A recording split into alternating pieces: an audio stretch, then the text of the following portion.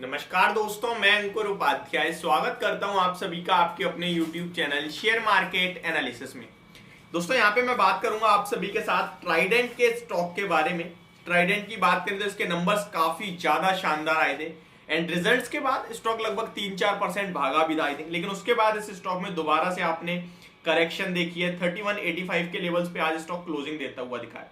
काफी सारे निवेशकों की पोजीशन है इस स्टॉक में और काफी हैवी लॉस भी हो रहा है। बट यहां सिर्फ एक ही सवाल उठता है, क्या ये लॉन्ग टर्म में स्टॉक पैसा बना के देगा और क्यों गिर रहा है ये शेयर? इसी के बारे में आज मैं आप सभी के साथ बात करने वाला हूं। स्टॉक में टेक्निकल बेसिस पे हम कुछ बात नहीं करेंगे एक्सेप्ट कुछ सपोर्ट देख लेते हैं।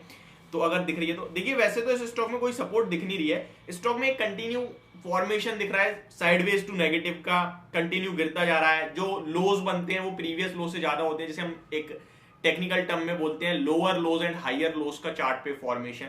बट ठीक है, ये सारे चेंज हो जाते हैं जब थिंग्स चेंज होती हैं तब। लेकिन इस स्टॉक के बारे में हम फंडामेंटली चेक करेंगे तो ये स्टॉक हमें खराब नहीं दिखेगा। सबसे पहले स्टार्ट करते हैं मार्केट कैप। 16,000 करोड़ का मार्केट कैप रह गया इस कंपनी का। ऑलमोस्ट 40,000 करोड़ के समथिंग मार्केट कैप पहुंच गया था एक जमाने में स्टॉक का, इनफैक्ट पिछले साल ही।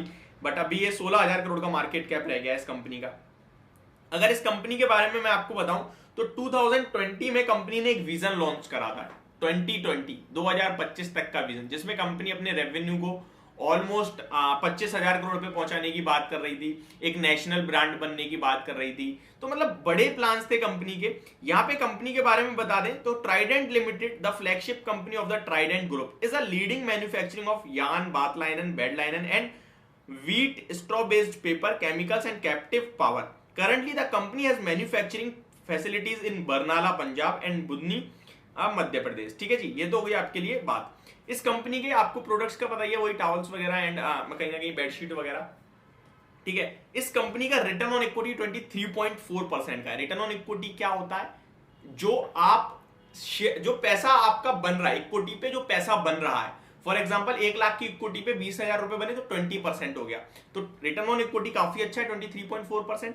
Return on capital employ 23.4%। Return on capital employ क्या है? एक तो हमारा पैसा और हमने एक जुटाया, डेट लिया, तो कैपिटल ग्रेज करा, तो वो कैपिटल एम्प्लॉय हो गया total. Return on capital employ कितना है? अब मान लो 20 लाख, 1 लाख तो मेरा था, 1 लाख मैंने जुटाया, तो टोटल 2 लाख। 2 लाख पे 20,000 बना तो कितना हो गया? 10%।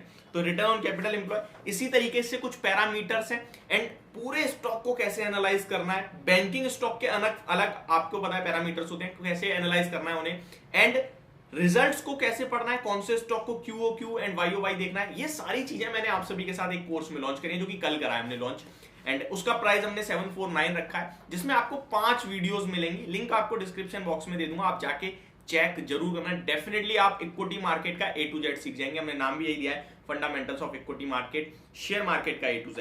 अच्छा, यहाँ पे अगर स्टॉक का प्राइस टू अर्निंग देखें तो 32.9 का है, तो ठीक ठाक है, कोई इशू नहीं है। लेकिन पीयर कंपैरिजन में थोड़ा महंगा दिखता है ये स्टॉक। मीडियन जो है इंडस्ट्री का पी वो 25 का है, ये 32 के पी पे अभी भी ट्रेड करता है, तो थोड़ा महंगा दिखता है। बाकी कोई इशू नहीं है। लेकिन कंपनी की बात करें तो इसका मैक्सिमम रेवेन्यू 65% के समथिंग यूएस मार्केट से आता है, और वही एक इशू बन रहा है जिसकी वजह से ये स्टॉक प्रेशर में है। क्योंकि आपको क्या दिख रहा है कि भारत इंटरनली तो बहुत स्ट्रांग है, लेकिन ग्लोबल सिचुएशन उतनी अच्छी नहीं है। काफी सारे एनालिस्ट आपने सुना भी होगा, कहते हैं कि जब तक ग्लोबली अच्छा नहीं होगा, सुधार नहीं होगा, हम लोग बेशक आउट परफॉर्म करेंगे लेकिन तेजी में हम भी नहीं आने वाले। गिरेंगे नहीं हम, बट तेजी हमारे यहां भी नहीं होगी। इनफैक्ट मैं तो कह रहा हूं, ये तो कहने वाली बात है कि हम गिर नहीं रहे हैं। स्टॉक स्पेसिफिक लोगों की पोर्टफोलियो में झांक के देखें तो 20-20% लॉस पड़ा है लोगों को। मार्केट वहीं की वहीं है, 52 वीक हाई से ज्यादा दूर नहीं है, 5-7% दूर है, लेकिन पोर्टफोलियो 15-15, 20-20% डाउन है। स्टॉक्स की जो पिटाई पड़ी है वो एक्सेप्शनल, बहुत तगड़ी पिटाई पड़ी है।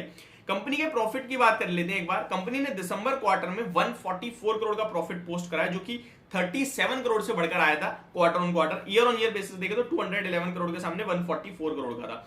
तो नंबर सुधरते हुए दिख रहे हैं, अच्छे दिख रहे हैं, तो कोई इशू नहीं है। इस कंपनी के बारे में आगे मैं आपको बताऊं। रिजर्व्स कंपनी के पास 3300 करोड़ के हैं, जिसमें बोरोइंग्स देखें तो लगभग 1100 करोड़ की है, जिसमें से लॉन्ग टर्म बोरोइंग्स आपको 475 करोड़ की दिखेगी, शॉर्ट टर्म 676 करोड़ के समथिंग की दिखेगी। तो बोरोइंग्स कोई इशू नहीं है, डेट नहीं है कंपनी के पास ज्यादा। कंपनी के पास कैश पड़ा अच्छा खासा, तो 3300 करोड़ का, तो डेट की तो कोई इशू है नहीं।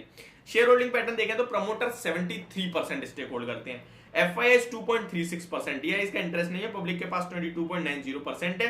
कोई बड़ा नाम शामिल है क्या? जी नहीं, कोई बड़ा नाम शामिल नहीं दिख रहा है। तो ओवरऑल मुझे सिचुएशन ज्यादा खराब नहीं दिखती है, ठीक दिखता है ट्राइडेंट का स्टॉक। और इस कंपनी के बारे में अब हम एक चीज देखने की कोशिश करते हैं। कंपनी के जो नेट प्रॉफिट है साल दर साल, कंपनी 2020 में लगभग 340 करोड़ का प्रॉफिट करती है, 21 में 304 का, एंड मार्च 2022 में प्रॉफिट 830 करोड़ का हो गया, ऑलमोस्ट डबल हो गया। ठीक है, बड़ा जंप था। टीटीएम बेसिस पे यानी कि लास्ट 12 मंथ देखे तो फिर से गिरा ये प्रॉफिट, एंड उसी सीक्वेंस में आ गया है 500 करोड़ के समथिंग है। अर्निंग पर शेयर देखें तो 1 रुपए के समथिंग है, और ये अर्निंग पर शेयर 1 के समथिंग है, और जो ग्रो कर रहा है आपका वो काफी अच्छा नॉर्मल कर रहा है। हम मान के चल सकते हैं अगली बार 1 रुपए 20 पैसे के समथिंग अर्निंग पर शेयर हो जाएगा। 30 के पीई पे भी स्टॉक ट्रेड करता है, तो आपको वही 34-35 रुपए तो सिंपल मिलेगा ही मिलेगा मेरे हिसाब से। अभी 32-33 पे है, तो मेरे हिसाब से यहां से देखा जाए तो 38-40 रुपए का हो जाएगा। तो valuation wise stock no doubt ठीक है, ऐसा नहीं है कि सस्ता हो गया है। बहुत सारे लोग सोचेंगे यार बहुत गिर गया, ये मत सोचना बिल्कुल। अभी भी वैल्यूएशन वाइज अपने ग्रुप में ये महंगा है। अगर स्टॉक किसी रीजन से 28-24 रुपए पे आता है, ड्रीम लेवल हो जाएगा, दबा के खरीद लेना, क्योंकि वो हमें वैल्यूएशन बताएगा कि ये सस्ता है। एवरेज प्राइस टारगेट स्टॉक का 34 रुपए तो होगा ही होगा, तो वो हमारे लिए बाइंग बनेगी। तो ये हम इस तरीके से स्टॉक को कहीं ना कहीं थोड़ा सा समझ सकते हैं, पढ़ सकते हैं। तो अभी तो ये लेवल्स पे स्टॉक वैल्यू पे खड़ा है, कोई इश्यू नहीं दिखता है। लेकिन अगर यहां से जो गिरावट होगी वो बनेगा मौका। जिन पे ऑलरेडी है उन्हें एवरेज करना है, और फ्रेश एंट्री के लिए आपको वेट करना चाहिए। तो ये मेरी वीडियो, होप आपको समझ पसंद दोनों आई होगी। Thank you so much for watching this video. Have a great day guys.